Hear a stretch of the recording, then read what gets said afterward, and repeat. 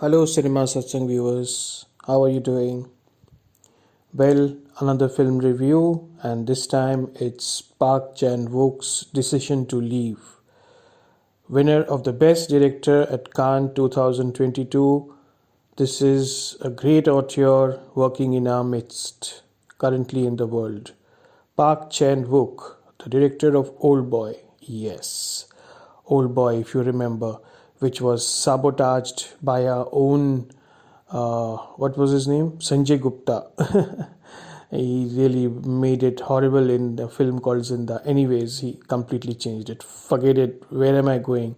But oh boy, you're in for a surprise. You will find something unique all the time in this film, Decision to Leave.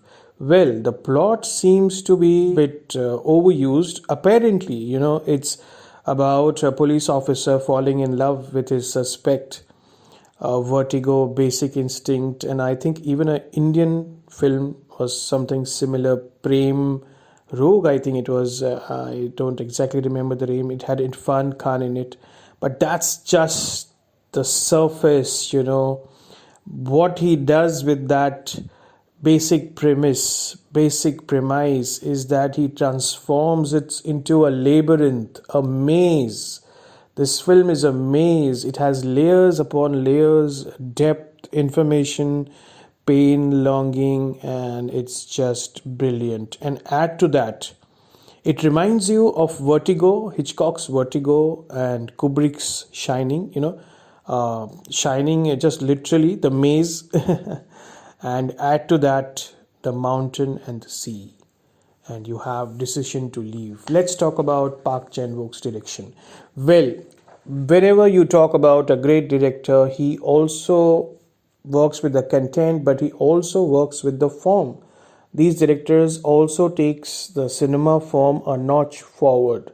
So what happens that you are into a scene and the scene is not yet over, and you see another scene starts, not yet over in terms of content, in terms of dialogue, and suddenly you hear the dialogues of the previous scene in the next scene. The next scene has already started. I don't mean a normal transition, that thoda sa sound is carry forward, little bit of sound. No, but really two scenes are happening simultaneously. And it's completely mind boggling, but it is very suited to today's times and age when we are doing multiple things simultaneously. And in this film also, in each shot, in each frame, multiple things are happening simultaneously. For example, in the interrogation scene, the police officer is interrogating the suspect, the girl, the protagonist, and we see them, the interrogation is happening and another assistant police officer is watching the interrogation in from the glass, and it is also being recorded on the camera, and there are reflections, and and there is something happening on the phone. So multiple levels, the film is playing out at multiple levels. And another exciting and interesting thing in this film are the dream sequences. Well, the flashbacks, they are not exactly like dream sequences and flashbacks. When you see these sequences, the character who is imagining or who is thinking is there in the scene. He or she is present in the scene as a character, and he is watching. It's not that this has not happened in films before. The way it is done, it looks completely new, fresh, and extremely interesting. And also regarding, I had said that he doesn't waste time of the audience. In a sense, we are so much today bombarded with so many things, and we don't have time for many things.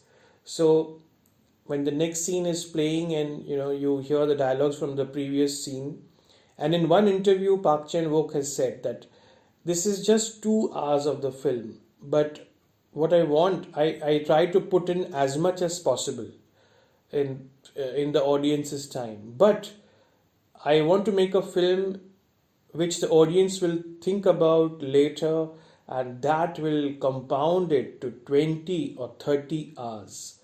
So he tried to do that, and he has definitely succeeded, and that is why he also got the Best Director prize.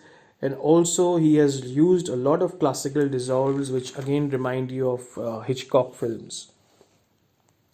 So now let's talk about the music briefly. The music is very intriguing. A lot of instruments are used, and he has managed to use Mahler's Fifth Symphony's second movement, the Adagio, which is the most beautiful second movement you'll ever hear anywhere. He has managed to rope that in as well. And of course, nature forms a very integral part of the film, the mountain and the sea. So clearly, Park Chan-wook is the one of the modern auteurs like Ashghar Farhadi or Nouri Bilge Ceylan and many more. So hope you like this review. So please like, share, and subscribe to Cinema Satsang, and do check out Park Chan-wook's Decision to Leave if you're a cinema lover. Of course, it's a Korean film.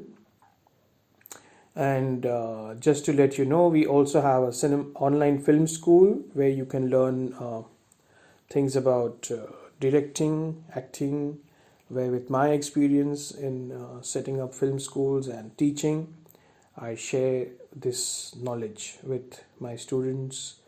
And currently, hundreds of students are working in the industry. So, yes, hope to see you there. Decision to Leave by Park Chan-wook.